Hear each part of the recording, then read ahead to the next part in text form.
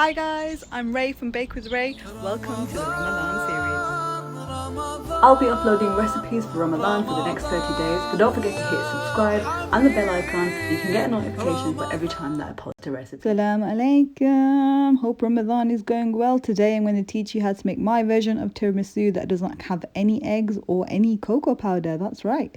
And it tastes amazing and delicious. Start off by making our strong coffee by pouring boiling water into a heat-proof jug.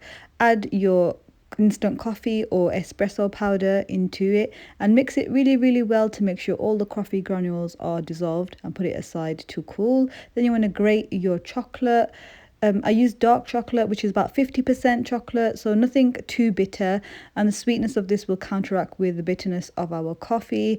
And this is the most tedious and time consuming part, grating the chocolate, but I promise you it is worth it, and it doesn't take too long. It does make a big mess on your worktop and you get chocolate all over your hands, but it's fine. We're not going to waste it. We'll just pour all of that back into our bowl because, you know, we don't like waste here, and our surface is nice and clean, so there's no harm in doing that. And that is your grated chocolate ready. Put that aside. Then we can prepare our last component, which is the cream. So for that we need some cream cheese in a bowl, and also some icing sugar to that, and then mix that on a low speed.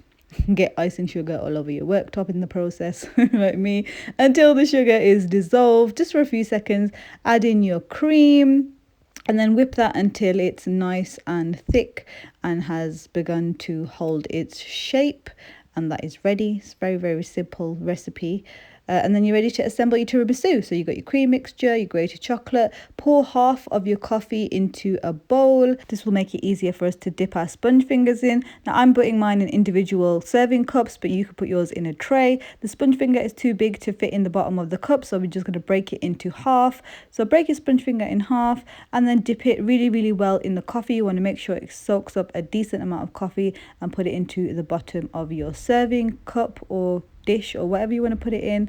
You want to use 2 sponge fingers per layer, so like basically 4 halves in total, and just repeat that for every single one. And any remaining coffee that you might have left in your bowl, just pour it over the top, just to make sure that your sponge fingers are soaked really well in that coffee, and they're nice and soft and they're not hard anymore. Scoop up about a heaped tablespoon of the cream mixture into each glass. You'd end up using about half of the mixture for all of them, and then use the back of a spoon to spread it out into a nice even layer, and just repeat that for all of them.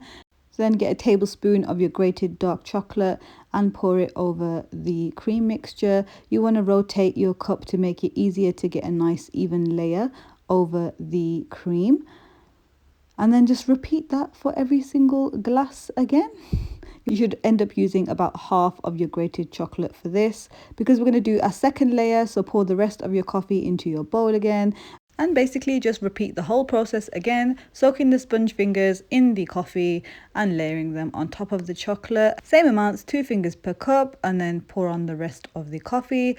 Distribute the remaining cream mixture evenly between all of your cups, and smooth it out once again with the back of a spoon, and then top with dark chocolate again. Now you can make this a bit neater by cleaning out the rims and then putting your chocolate on top, but I quite like the rustic look. And then finally, last but not least, put them on a tray and chill them in the fridge for about 4 to 5 hours, or until you're ready to serve. And there you have it, a delicious, easy tiramisu with a few ingredients and easy steps. If you liked watching this video, don't forget to give it a thumbs up and enjoy.